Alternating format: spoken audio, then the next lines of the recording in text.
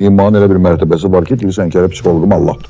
Yəni o boyda ruh gəlib düşüb belə bir dünyanın içində möcüzə budur. Çox provokativ girdiniz. Ayağım, dizim zadım, qan qıysan da mənə nöş döyürsən. Sən bu sözləri deyirsən, mənə travma yaşadırsan. Allah neymət verdi, məni əzizlədi. Sonra deyir, mənim əlimdən neyməti aldı, məni xarab etdi. Aqressiv yanaşıram bu sözə. Gül kimi bunun adı var da, yaşanmışlıq. Mənim bilirsən nə qədər travmalarım var. Bu demək istəyir ki, mən həyatda çox çətinliklər görmüşəm. Sadəcə onun zəif nöqtəsini istəyir ki, kəşf eləsin, ona göstərsin və onu dərk etsin ki, gələcəkdə uğur qazana bilsin. Suyun qədrini səhrada başa düşmək lazımdır.